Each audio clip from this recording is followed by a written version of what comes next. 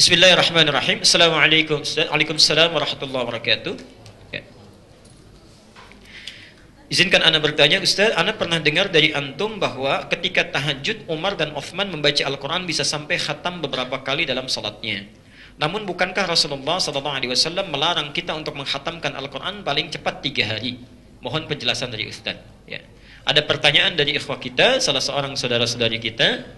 Saya pernah menyampaikan bahwa di antara sahabat orang saleh ada yang sampai menghatamkan Quran sehari semalam khatam. Ada yang sehari 2 kali hatam, ada yang sehari 3 kali hatam, 4 kali hatam. Saat yang bersamaan ada hadis Nabi yang melarang menghatamkan Quran kurang dari 3 hari. Pernah dengar itu? Bagaimana korelasinya? Kita buktikan dulu barangkali keterangannya supaya tidak keliru. Keterangan kami yang menyampaikan para sahabat itu pernah hatam, bahkan salafus saleh, tabi'in, sampai ulama-ulama ya, kekinian, pernah menghatamkan Quran bahkan dalam sehari semalam. Ya.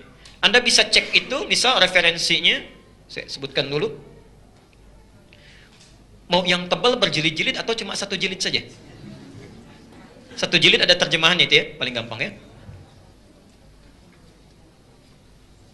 Oh ini lekat tintanya. Kitabnya namanya At-Tibyan fi Adab Hamalatil Quran, karangan Imam An-Nawawi ya. Ada terjemahannya dalam bahasa Indonesia dan bisa di googling di internet gratis ya. Kalau di internet saya lihat dalam bahasa Melayu itu ya, At-Tibyan, tulis saja At-Tibyan, At-Tibyan ya. At-Tibyan An-Nawawi tulis okay?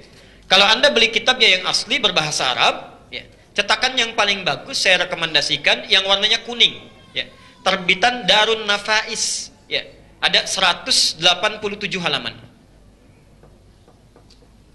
warnanya kuning, terbitan Darun Nafais. Keterangan tadi ada di halaman ke-46, paragraf pertama, baris ke-7 sampai 9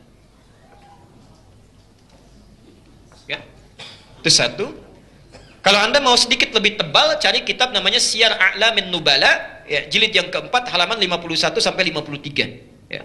Kita lihat misalnya, faminhum minalladzina yakhtimuna al-Qur'ana bil-laili, maka di antara para sahabat, tabi'in, ulama saleh ada yang menghatamkan Quran semalam langsung khatam dalam tahajudnya. Siapa di antaranya? Utsman bin Affan radhiyallahu anhu. Ada Utsman bin Affan ya. Utsman itu Bapak seorang pengusaha, orang hebat, sibuknya luar biasa. Ekspor impor, keluar masuk Madinah. Dalam sibuknya ahli surga dan masih punya rekening di Bank Saudi sampai hari ini. Sampai hari ini satu-satunya sahabat yang masih punya investasi itu Utsman bin Affan. Dulu ada satu sumur yang dimonopoli oleh Yahudi, setiap dapat air dari situ mesti bayar. Oleh Utsman diambil, dibeli, dibebaskan oleh Utsman. Siapa saja boleh ambil tanpa bayar. Sekitarnya ada kebun, dibebaskan juga oleh Utsman ya. Sekarang itu sudah kebunnya diganti, relokasi menjadi hotel. Setiap ada royaltinya itu disimpan di salah satu bank di atas namakan Utsman bin Affan, disedekahkan pada umat-umat yang membutuhkan, umat Islam yang membutuhkan. Itu Utsman masih sempat menunaikan tahajud sampai khatam Quran. Sekali tahajudnya 1 malam sampai khatam Quran. Masya Allah. Sahabat ahli surga, orang kaya, investasi hartanya ada sampai sekarang, mau tahajud sampai khatam Quran. Antum bukan sahabat ya, belum jelas surganya, kaya juga nggak sampai kekayaan Utsman ya. Masya Allah. Jangankan tahajud, kadang-kadang salat fardu masih terlambat. Salahnya di mana ya, kita barangkali perlu pelan-pelan belajar. Ada Mujahid, Imam Al-Mujahid, ada Muhammad bin Idris Asy-Syafi'i, Masya Allah. Bahkan Qatadah itu 3 kali khatam. Imam Asy-Syafi'i itu sekali khatam dalam sehari, kalau Ramadan 2 kali khatam sehari ya. Umar bin Khattab 4 kali dalam sehari. Begitu mendengar Utsman berapa? Sekali khatam, saya 4 kali. Besoknya 4 kali Umar itu selalu begitu, ingin berlomba dengan Utsman. Utsman kata Nabi, anfiqu fi sabilillah, infak, yang lain infak. Kata Utsman, ya Rasulullah kurang berapa? Sekian. Kata Utsman, 1/3 harta saya. 1/3. Dulu asetnya masih 6 triliun. 1/3-nya 2 triliun. Ringan lisannya, ambil 1/3 harta saya. Kedengaran oleh Umar, ya Rasulullah katanya Utsman 1/3. Iya, saya setengah harta saya. Setengah harta saya. Itu Umar. Itu berlomba Pak Bu, berlomba, motivasi diri. Nah, adapun hadis yang dimaksudkan larangan menghatamkan Quran dalam 3 hari, itu Anda bisa temukan di dalam Abu Daud, hadis riwayat Abu Daud nomor hadis 1390 dari Abdullah bin Umar radhiyallahu anhuma Abu Daud, nomor hadis 1390 dari Abdullah bin Umar. Abdullah bin Umar datang pada Rasulullah, saya ingin menghatamkan Quran ya Rasulullah. Ya, kata Nabi, ya dalam sebulan. Enggak, saya masih kuat. Terus 10 hari, saya masih kuat. Dalam 7 hari, saya masih kuat, saya masih mampu. Kata Nabi, tidak akan mampu memahaminya kecuali engkau lakukan dalam 3 hari. Jangan kurang dari 3 hari. Ditujukan kepada Abdullah bin Umar yang waktu itu masih kecil. Masih kecil. Ya, diminta untuk baca oleh Nabi sekaligus memahami maknanya. Ini isyarat, ada 2 isyarat di hadis ini. 1, saat kita membaca Al-Quran, yang dituntun oleh Rasulullah bukan sekedar baca hampa makna.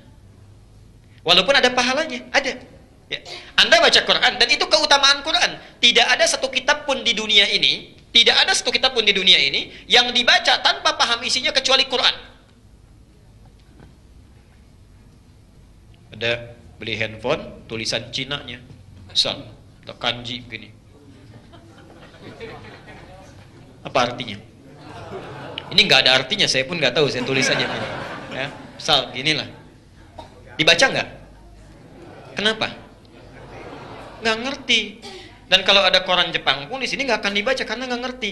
Quran nggak ngerti masih dibaca. Masih dibaca. Kalau bukan mukjizat tidak mungkin itu. Kalau bukan mukjizat tidak mungkin. Ayo kita bandingkan dengan kitab lain. Silahkanlah kitab agama manapun. Ada nggak kitab yang diulang-ulang dalam sehari 17 kali dibaca? Ada nggak? Kalau diulang-ulang 17 kali, apa sifat yang muncul? Bosan. Cuma Quran yang saat dibaca, diulang-ulang, tidak pernah bosan. Cuma Quran. Ada yang bosan baca Al-Fatihah? Kita itu baca 17 kali minimal dalam sehari. Dalam sholat fardu. Tapi nggak ada tuh yang bosan. Ustaz, saya bosan baca Al-Fatihah, yang lain boleh nggak? Nggak ada. Nggak ada, demi Allah saya katakan. Ya. Cuma Quran itu kitab satu-satunya dibaca nggak pernah bosan. Cuma mohon maaf, cepat ngantuk. Cepat ngantuk. Ya.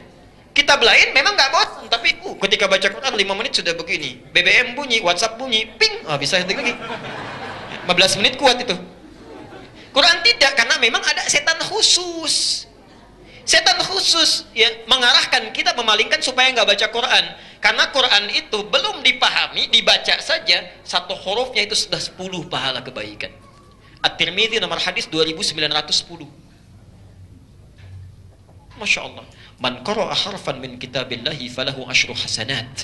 Siapa yang baca satu huruf saja dari kitabullah, 10 kebaikan pahalanya. Walam aqul alif lam mim harfun, saya tidak katakan alif lam mim itu satu huruf, walakin alifun harfun, lamun harfun, mimun harfun. Tapi alif satu huruf, lam satu huruf, mim satu huruf. Walikulli harfin asyru hasanat, setiap hurufnya 10 kebaikan. Cuma Quran. Ya. Tapi kalau Anda mampu sudah baca bahasa nabinya, ayo baca dengan artinya. Pahami maknanya. Nah, orang dianjurkan kata Nabi, nggak mungkin bisa baca Quran memahami artinya kecuali minimal 3 hari kata Nabi. Kalaupun terus kita baca, itu maksudnya.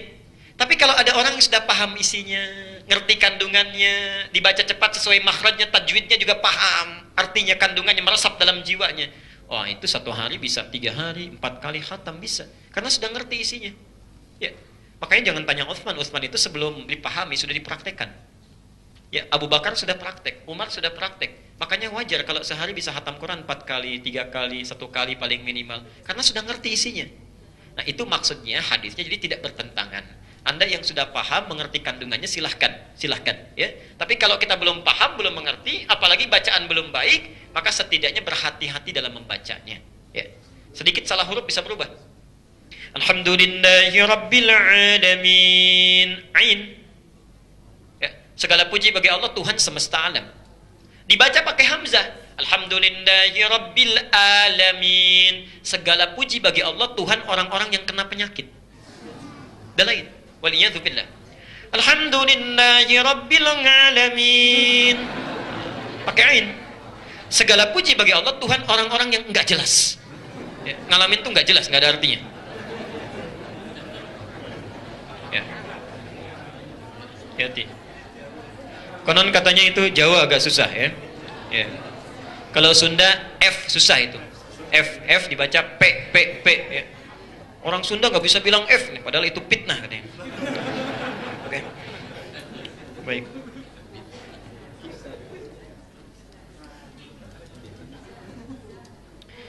Waalaikumsalam warahmatullahi wabarakatuh. Ustadz, mohon nasihat kepada kami yang istrinya ikut bekerja kantoran. Kadang ada rezeki berkurang jika tidak ikut istri bekerja. Di sisi lain khawatir anak hanya punya waktu sedikit dengan ibunya. Syukran. Afwan. Al-Karim, bertakwalah kepada Allah. Allah sudah membuat aturan. Ada aturan di Quran. Quran surah An-Nisa jawabannya ayat ke-34. Pelan-pelan. An-Nisa ayat ke-34. Itu ada pembagian 2 tugas. Dan uniknya nanti orang Jepang yang praktekkan, ya. Mereka punya programnya. Anda harus bedakan bekerja dengan mencari nafkah, itu lain. Ya, bekerja dengan mencari nafkah itu lain. Ya. Seorang suami ketika akan menikah, ingat ya, bukan ketika telah menikah, akan menikah, itu ditegaskan oleh Quran, tugasnya akan menjadi imam. Imam, pemimpin. Ya, pemimpin, jelas ya. Ar-rijalu qawwamuna 'alan nisa. Kalau Allah sudah menyebutkan pemimpin, berarti 2 aspek, dunia dan akhiratnya. Aspek akhirat itu pemimpin dalam ibadah spiritualnya. Di bapak misal, mohon maaf, di Masjid Al-Ihsan jadi makmum, pulang ke rumah jadi imam. Ya. Sifat seorang imam artinya jadi pendahulu, dia mimpin, yang dipimpin mengikuti bacaan imam, gerakan imam dan seterusnya. Bagaimana Anda bisa menjadi imam kalau tidak mengerti bacaannya? Tidak tahu gerakannya. Karena itu seorang suami ketika bersiap akan menikah, dia mesti belajar bagaimana cara jadi imam yang baik.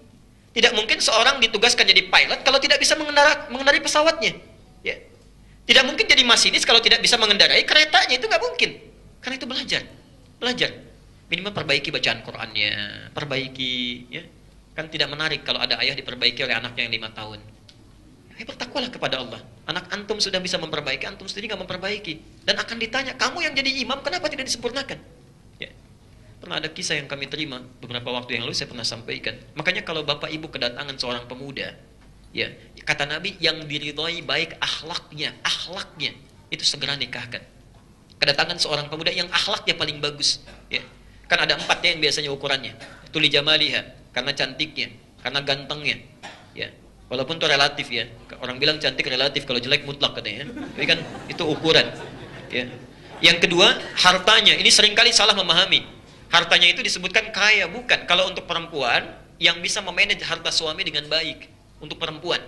Jadi kalau misalnya laki-laki mencari calon istri, carilah calon istri yang bisa memanage harta suaminya dengan baik.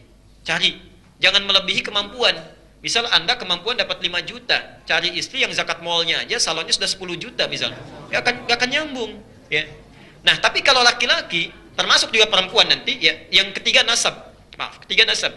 Di satu kecantikan, ya, keindahan. Yang kedua itu harta benda. Ketiga nasab, asal muasal, keturunan dari siapa dia, ditelusuri dari orang baik atau yang kurang baik, lingkungannya seperti apa, pendidikannya seperti apa, untuk menyesuaikan. Tapi yang keempat, didiniha, karena agamanya, akhlaknya. Khusus untuk laki-laki, kalau ibu kedatangan seorang laki-laki, bapak, ternyata akhlaknya bagus, luar biasa, agamanya kuat, itu segera terima. Sayang kalau kehilangan. Taribat yada, Allah akan jamin beruntung dalam rumah tangganya. Ya. Tidak cukup dengan amin, cek dulu, lihat ya. Kalau ada yang datang, lihat. Pernah ada seorang kiai kedatangan langsung 3 orang melamar. Saya dapat cerita itu kisah. Itu tahu, diperebutkan, nah perempuannya cantik, baik, ditanya kan, Masya Allah. 3 datang, kamu siapa anak pertama? Saya Anas pak. Ya udah baca surat An-Nas katanya. Bacakan An-Nas, kemudian selesai, ya sudah cukup bagus. Kamu nak yang kedua? Saya Torik pak katanya. Ya udah baca surat At-Torik. Wassamai wa tarik, selesaikan, baik, selesai. Yang ketiga belum ditanya udah pucat. Kamu siapa nak? Saya Imran pak katanya. Pak ya, saya Imran. Ini belum selesai, tapi panggilan sehari-hari kulhu pak katanya. Ya, panggilan sehari-hari kulhu. Masya Allah. Dia dapat cerita. Tapi Masya Allah, mohon maaf, tapi ini nyata, saya pernah sampaikan juga di sini. Tapi ini pertanyaan nyata waktu di Panjalu pulang ke Garut. Nggak tahu apa ada hubungan dengan tidak dengan kisah ini. Tapi yang kedua ini pertanyaan yang real, nyata disampaikan. Ustadz, bagaimana hukumnya? Ada seorang pemuda menikah, dia nggak pernah baca Quran, cuma hafal surat Al-Ikhlas, Qul huwallahu ahad. Itu saja. Setelah menikah qadar Allah, diberi jalan oleh Allah. Ya, ibu mertuanya minta diimami di rumahnya. Nggak keluar dulu, subuh baca Qul huwallahu. Begitu maghrib jahar Qul huwallahu lagi, ya. Begitu isya kata ibu mertuanya, nah nggak apa-apa lah, yang rakaat pertama Qul huwallahu, yang kedua mohon ganti surat lain ya. Anaknya nggak jawab. Begitu takbir, waladdallin, rakaat kedua diam lama begini. Masya Allah. Ditunggu-tunggu dikira berpikir cari ayat, ternyata itu berbelok begini. Mah, boleh nggak kul huwallah lagi? Itu nyata ditanyakan pada saya di Garut. Apa hukumnya orang sholat seperti itu? Saya bilang batal pasti sholatnya dan dia mesti belajar. Maka Anda yang sudah siap menjadi seorang suami itu mesti belajar. Nah, dalam hal urusan kepemimpinan dunia itu pun sama. Bima faddalallahu ba'dahum ala ba'din wa bima anfaqu min amwalihim. Kelebihan laki-laki dibanding dengan perempuan, laki-laki diberikan perangkat mencari nafkah. Ini poinnya. Jadi kalau Anda ikuti petunjuk ini, nafkah ya, bukan bekerja, ingat, nafkah. Jadi nafkah itu tugas yang melekat pada suami, bukan istri. Di rumah ada suami, istri, 3 orang anak, 1 orang yang bantu. Ya, misal. Jadi ada 6 orang. Begitu suami mencari nafkah, dilakukan sesuai petunjuk Allah, nanti Anda keluarkan lagi ayat yang lainnya. Bagaimana cara mencari nafkah? Kalau ingin yang standar, Al-Baqarah 168, itu sama dengan non-muslim, sama aja. Kalau ingin agak cepat, nyarinya nggak susah, datang rezekinya, mengalir dengan mudah, Al-Baqarah 172. Kalau nggak terlalu lambat, tapi cepat sekali datangnya, bahkan belum minta, sudah turun. Baru gerak dikit aja. Itu Masya Allah, Al-A'raf 96. Ada turunannya. Ya. Tapi Anda yakinkan dulu, tugas cari nafkah itu saya. Siapkan, tunggangi ayat-ayatnya, keluarkan, Anda amalkan. Itu dijamin langsung. Rizki orang serumah diturunkan oleh Allah. Di tangan Anda para pria. Rizki orang satu rumah, 6-6-nya. Tapi kalau dibalik, yang istri yang mencari nafkah, bukan bekerja ya, istri yang mencari nafkah, maka jangan harap rizki orang serumah akan diturunkan pada istri. Tidak. Hanya untuk pribadinya saja. Kecuali dalam keadaan tertentu. Makanya seorang perempuan yang bertugas mencari nafkah, selama suaminya mampu dia mencari, itu akan selalu banyak masalah di rumah tangganya.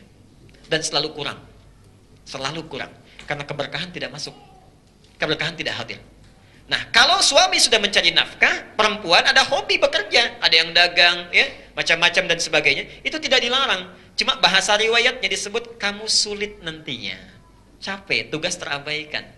Sebagian tanggung jawab yang harus melekat pada diri perempuan yang tidak bisa diselesaikan oleh laki-laki, tertunda, minimal terabaikan.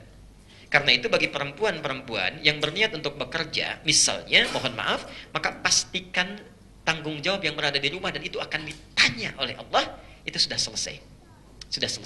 Pastikan itu. Ya. Tapi yakinkan pada diri kita, kalau pada saya silahkan ragu, tapi pada Allah jangan ragu. Saya punya keyakinan sampai hari ini, demi Allah saya katakan, sampai hari ini.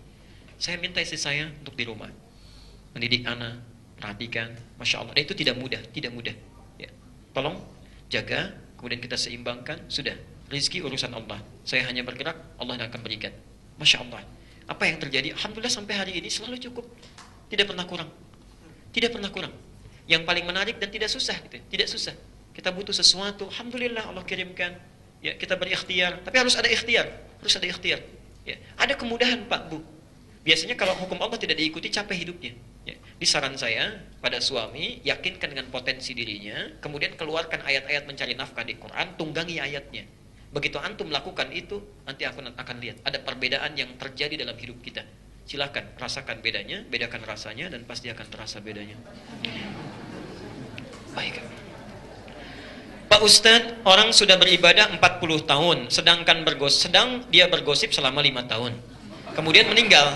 Apakah ibadah 40 tahun itu sia-sia? Ibadah selama 40 tahun, gosipnya 5 tahun. Pertanyaan saya, kok masih bisa bergosip 5 tahun lagi? Dan kehitung gitu ya. Kehitung ini. Ini kan yang paling menarik ini, kehitung gosipnya itu bisa 5 tahun. Ini luar biasa ini. Aduh. Masya Allah. Ini baru saya dapatkan pertanyaan luar biasa. Dari semua episode yang paling menarik. Ya. Baik, Quran surah ke-46 Al-Ahqaf ayat ke-15. Ya. Hati-hati kalau usianya sudah 40 tahun bahkan lebih. Hati-hati. Ya, hati-hati.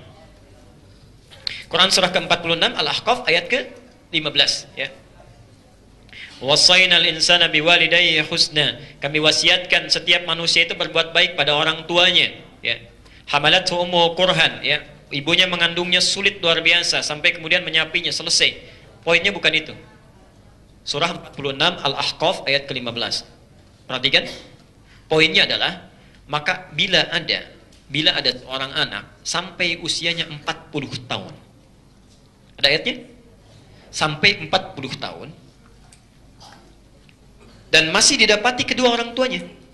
Hati-hati, sampai 40 tahun. Sebetulnya ayat ini bisa umum, orang tuanya masih ada atau sudah meninggal. Maka perhatikan, diajarkan doa oleh Quran. Diajarkan doa. 1, Rabbi auzi'ni an ashkura ni'mataka allati an'amta alai. Belum selesai. Wa ana walidayya. Perhatikan betul ya. Mohon maaf sebesar-besarnya. Usia 40 tahun, kata Quran, banyak-banyak berdoa, doanya 2.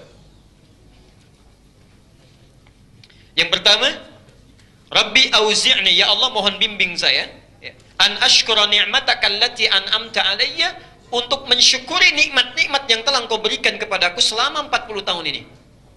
40 tahun. Insyaallah. Tapi yang menarik bukan ini. Wa ala walidayya, ini adab Quran. Dan pada kedua orang tuaku yang telah mempersiapkan, mendidik, mendoakan aku sehingga aku mendapatkan nikmat ini sampai 40 tahun. Ini adab di Quran menjelaskan bahwa barangkali kesuksesan yang Anda telah raih selama 40 tahun itu, 30 tahun, 50 tahun, barangkali ikhtiar Anda itu mungkin cuma 30%-nya. Ya.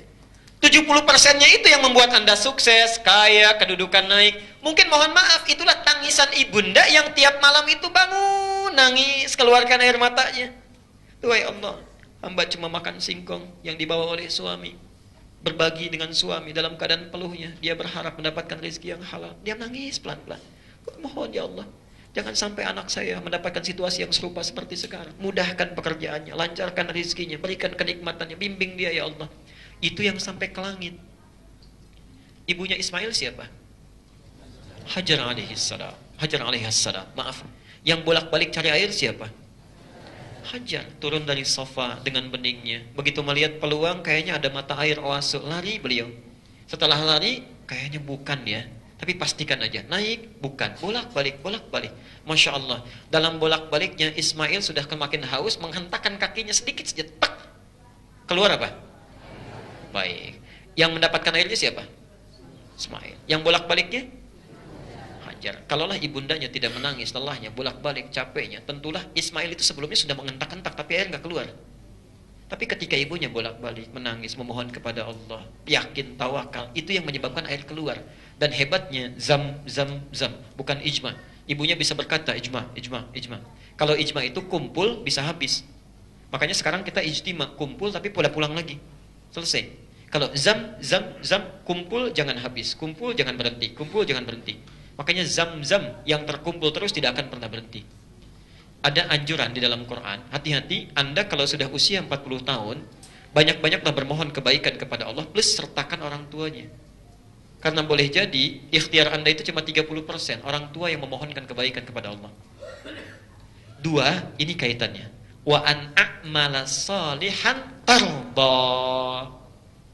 Ya Allah, bimbing saya supaya banyak mengerjakan amal soleh yang Engkau ridhai. Ini poinnya. Amal soleh yang Engkau ridhai. Maaf, solat amal soleh bukan? Amal soleh, tapi belum tentu orang solat Allah ridha. Barangkali saat solat ada riyaknya, ya. Imamnya bagus mimpin solatnya. Alhamdulillahi Rabbil Alamin. Selesai maghrib kata makmumnya, Ustaz, Masya Allah suara antum bagus sekali, saya sampai khusyuk dengarnya. Masuk setan, tak. Begitu isya nanti diukin sedikit biar lebih bagus. Iyyaka na'budu wa iyyaka nasta'in. Tadinya nggak ada ini tuh. Ya. Begitu dipuji muncul.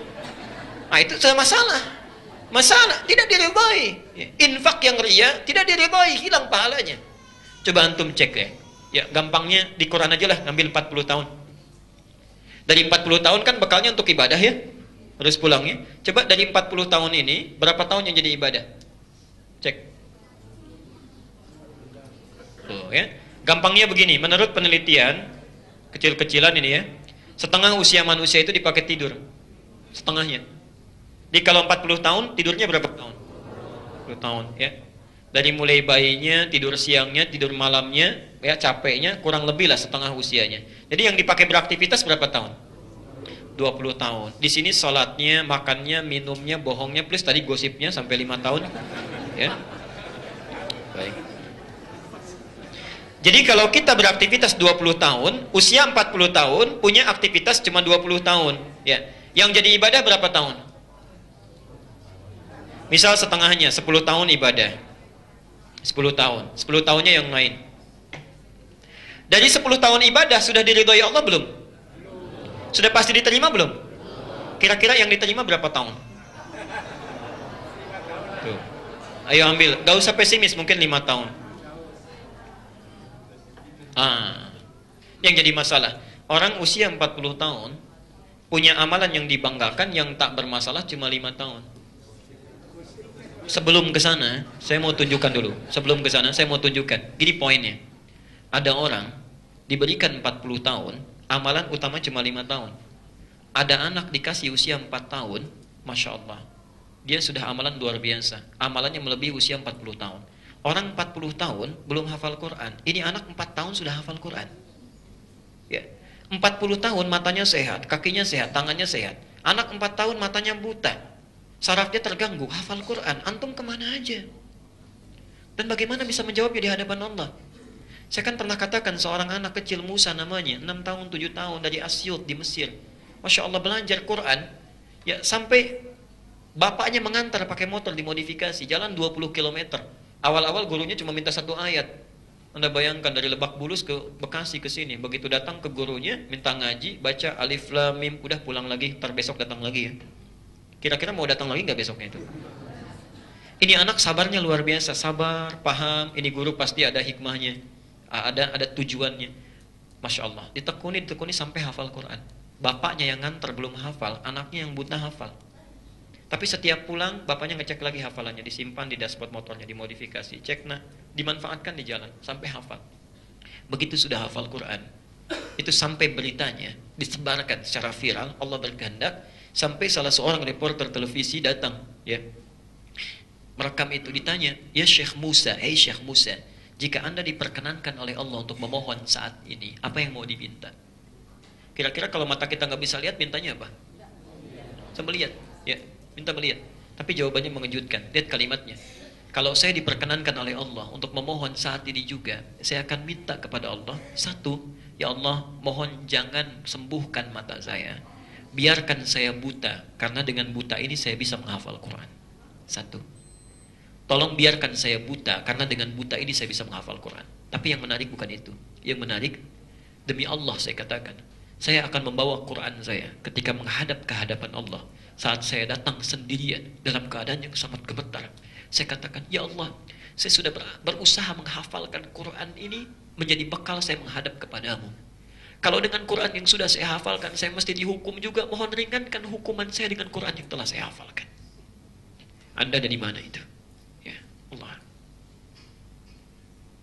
Itu Musa, anak buta, 6 tahun menghafal Quran, membawa bekal menghadap Allah. Kita dikasih 60 tahun, usia yang sangat panjang, kemana aja kita? Ya. Jadi bertakwalah kepada Allah, perbaiki. Belum kita bicara ini, ikhlasnya cuma 5 tahun, berapa tahun dosanya yang dikumpulkan? Karena itu kalau Anda sudah lewat usia 40 tahun, maka perbanyak amal soleh. Sudah berpikir pulanglah, jangan yang macam-macam lagi. Dalam hadis qudsi disebutkan, ya ibadi khalaqtuka lil ibadah fala tal'ab. Hei hambaku, saya ciptakan kamu untuk ibadah, jangan banyak main-main. Ya. Kalau kita bisa beribadah, kenapa main-main? Kan tipis bedanya. Cuma diniat saja. Anda makan, minum, baca bismillah jadi ibadah. Tidak baca bismillah nggak jadi ibadah, kan sayang. Karena itu kembalilah ke rumah masing-masing, bulatkan niat untuk kembali kepada Allah, perbaiki keadaan diri kita, dan insya Allah Allah mudahkan segala kehidupan kita. Dunia ini kecil, sangat kecil, dan itu digenggam saja. Kalau kita sudah orientasi akhirat, dunia akan ditundukkan oleh Allah. Gampang, demi Allah saya katakan gampang. Ya. Saya kira kita sudah lewat waktunya, ini saya pegang. Ya, saya pegang. Nanti insya Allah di pertemuan selanjutnya kita akan bahas dan kita akan jawab, dan mudah-mudahan Allah memberikan keberkahan kepada kita semuanya. Baik, Bapak Ibu sekalian, ini yang bisa saya sampaikan di pertemuan duha kali ini. Mohon berkenan kalau ada sesuatu yang kurang tepat, yang salah, itu mutlak kesalahan saya. Tinggalkan pendapat saya dan ambil pendapat Ustadz yang lebih baik, dan maafkan saya. Kalau benar itu dari Allah dan Rasulnya, silahkan diamalkan, dan semoga kita semua dibimbing oleh Allah Subhanahu Wa Taala. Saya akan berikan dulu pengumuman barangkali. Baik.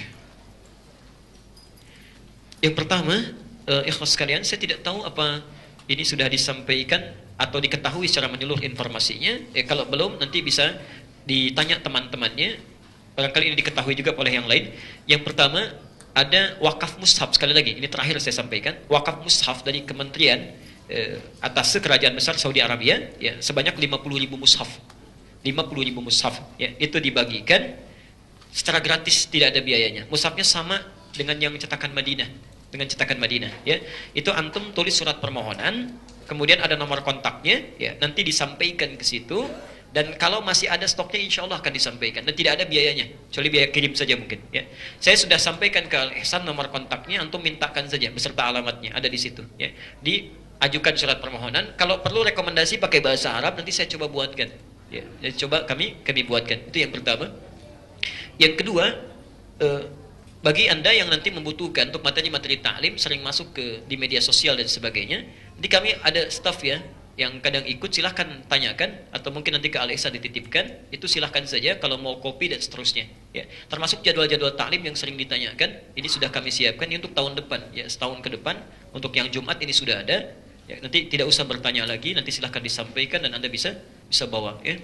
Dan yang terakhir, yang ketiga, Bapak Ibu sekalian, ini yang paling penting barangkali, ya, ini yang paling penting.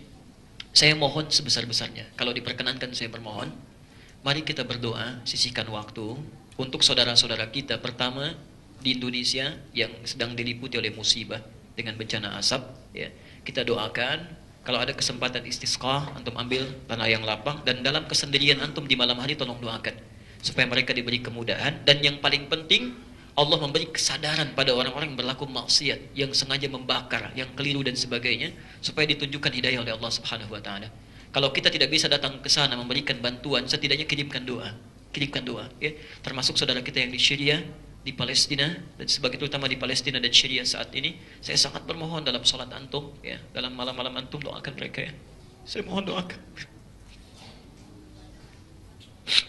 Mohon doakan supaya kita tidak ditanya di akhirat nanti apa yang kamu lakukan, ya.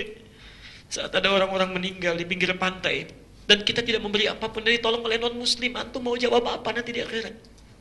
Bukan, itu kan saudara kamu, kenapa kamu tidak tolong? Ditolong oleh non-muslim dan kita yang berhak dibandingkan mereka. Jadi kalau kita tidak bisa membantu dengan tenaga, dengan harta, setidaknya doakan mereka, ya, doakan. Semoga Allah memberikan kebaikan untuk antum semuanya. Subhanakallah wa bihamdika, asyhadu an la ilaha illa anta, astaghfiruka wa atubu ilaik. Assalamualaikum warahmatullahi wabarakatuh.